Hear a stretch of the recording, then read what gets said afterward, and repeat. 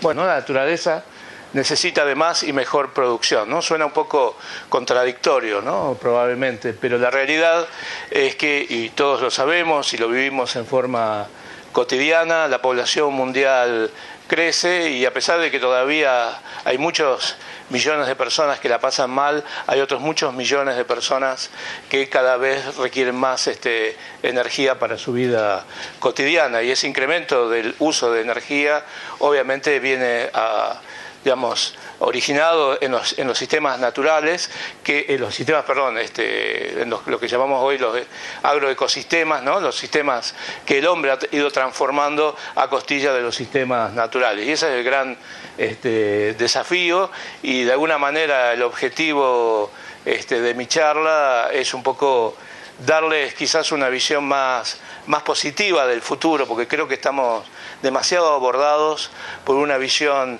negativa, sobre todo en la Argentina, una visión negativa de esta confrontación entre el crecimiento de las necesidades humanas y la preservación de lo que hoy se habla o se llama los bienes y servicios de la naturaleza. Pero para un poco avanzar en esta idea, en principio quiero decir quién soy. Quién soy no desde el punto de vista netamente académico, que recién ha mencionado algunas cuestiones que hacen un poco a mi desempeño profesional, sino quién soy, digamos, humanamente, y por qué pienso lo que pienso y por qué hago lo que hago, por qué sustento desde mi persona lo que pienso y lo que voy a compartir con ustedes en este rato que sigue. Y acá no sé qué pasó. Bien. Bueno, la primera cuestión muy personal, que tiene que ver con mi infancia. Para los que tienen alguna duda, el del medio soy yo. Bueno, yo vengo de Buenos Aires, aunque hace 25 años que vivo en Tucumán, y la mitad de mis hijos son tucumanos, la otra mitad de Buenos Aires.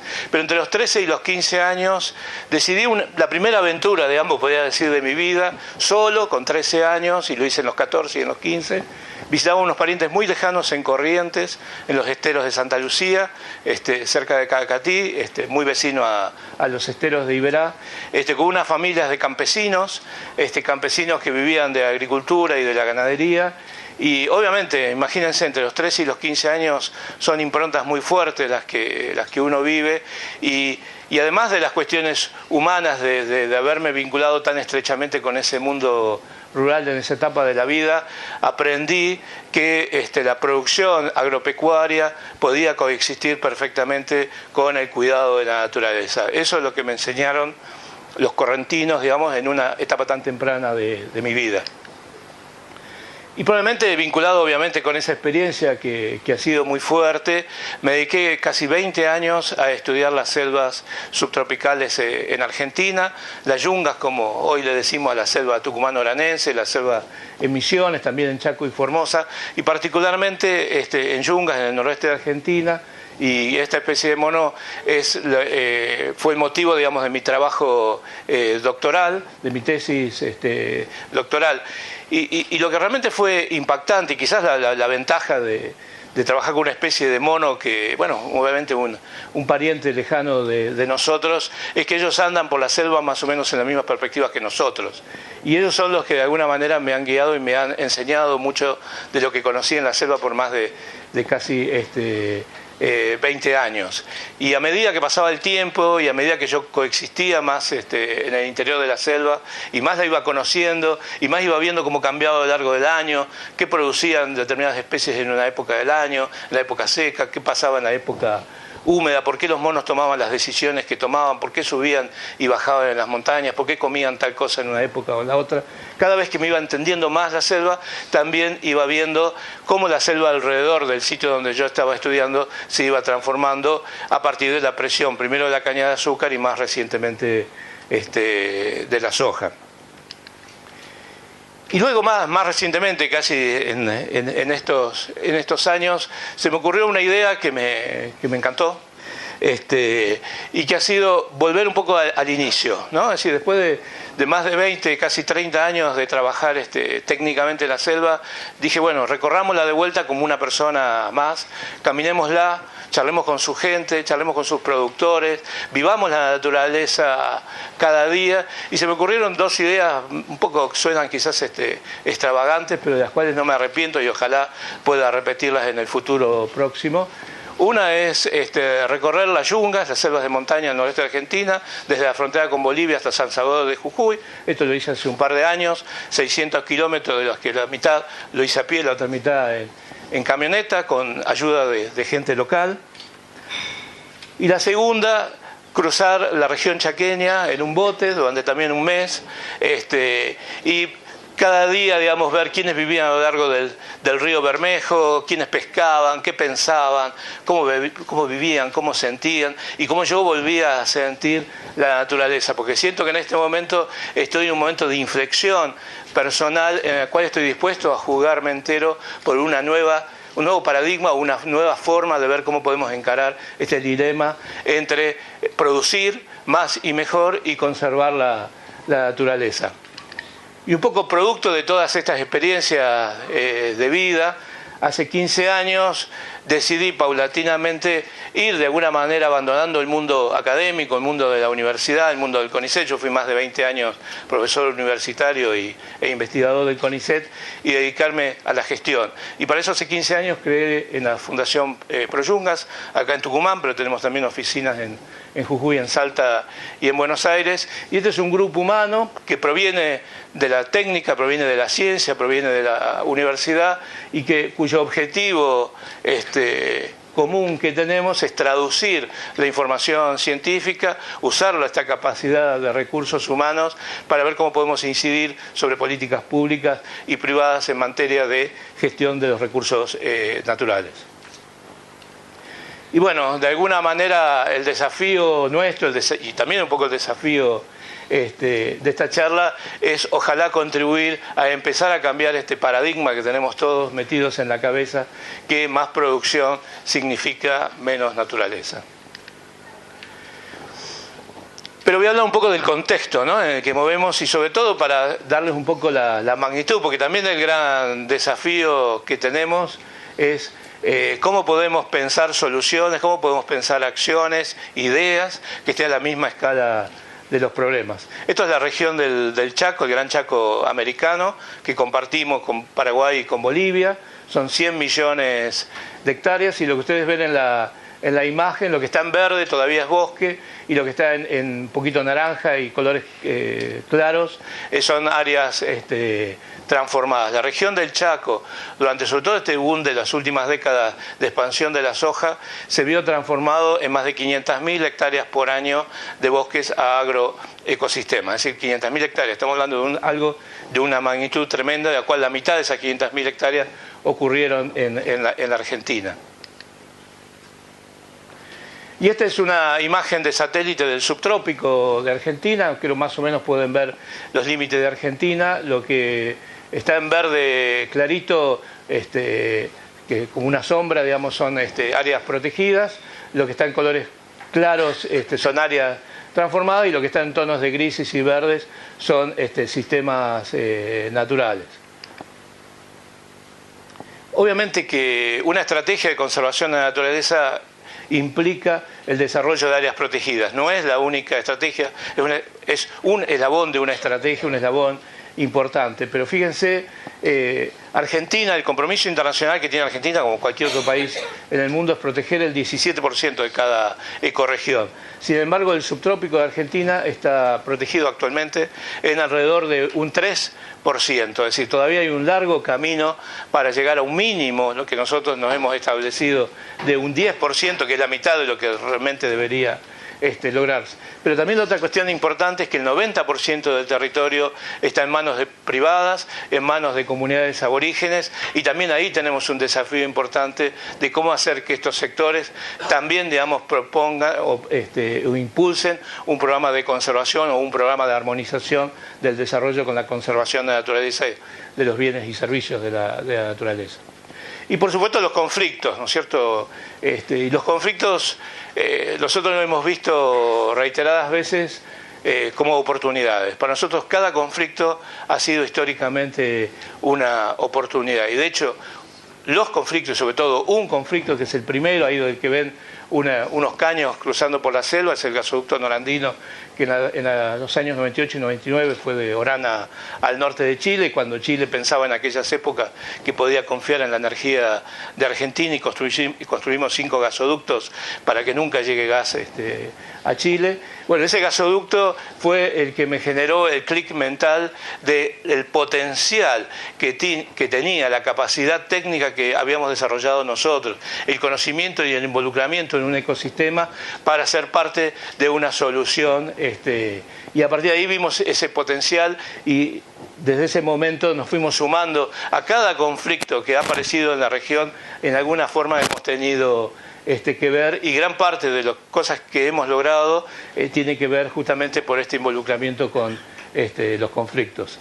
Y bueno, frente a digamos, un poco escenario grande, ¿no?, de procesos de transformación, conflictos muchas veces impulsados por la fuerza, digamos, de la inversión extranjera, bueno, creo que nos queda otra cosa que negociar, ¿no? Es decir, un poco cuando el Inodoro Pereira queda un poco atosigado, digamos, rodeado de los indígenas y tiene poca capacidad para ver cómo salir, bueno, el perro siempre le ha dado, el perro Mendieta, ¿no?, le ha dado siempre la salida, negociemos de Inodoro.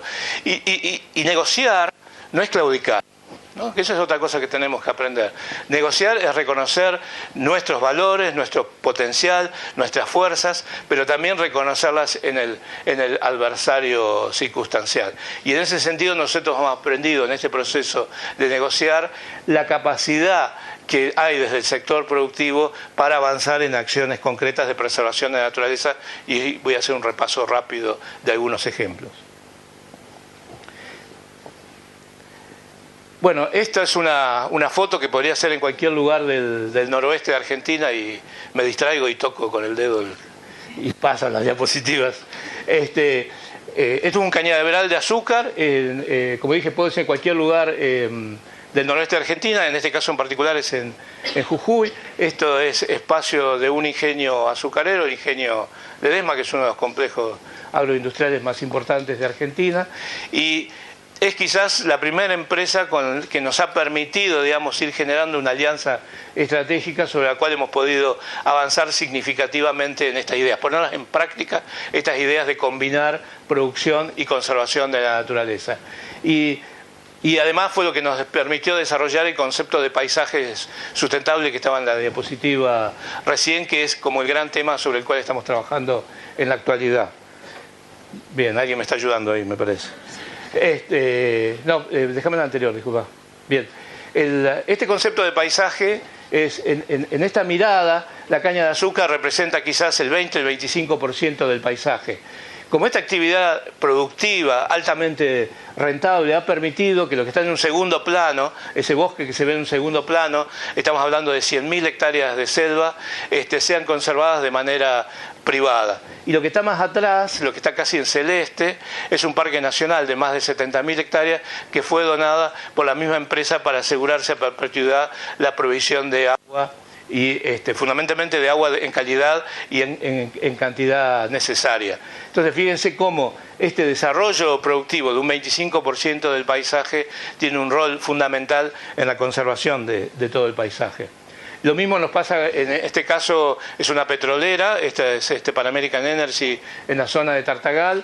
Esta petrolera tiene 200.000 hectáreas de concesión en un sector también muy importante de yungas lindante con Bolivia, y el trabajo con esta petrolera no solamente ha permitido el desarrollo de técnicas importantes para reducir al mínimo los impactos ambientales de esta actividad, sino también ha permitido generar el contexto para avanzar en el conocimiento de la selva pedemontana como nunca antes habíamos avanzado. En este caso nos vamos al noreste de Argentina. Esto es la principal empresa forestal de Argentina, Alto Paraná, del grupo Arauco.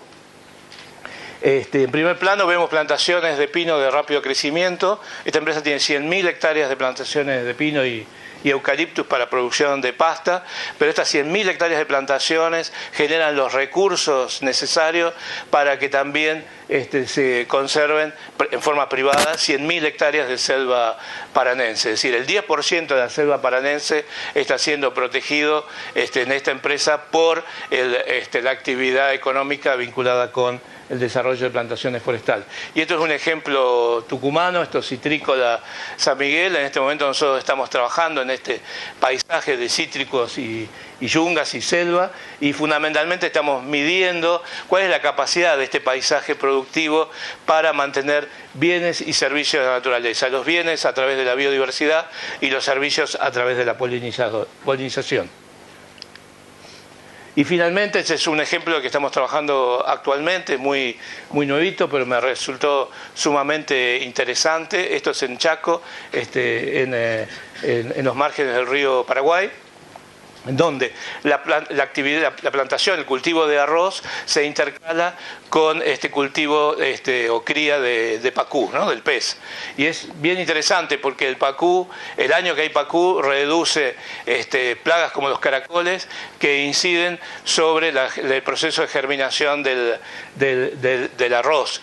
Y bueno, no voy a entrar en detalle, pero lo que es interesante es que este sistema de rotación de arroz y pacú está orientado que en un futuro el agua sea el único elemento que se utiliza para controlar el ciclo de malezas, abandonando completamente el uso de agroquímicos.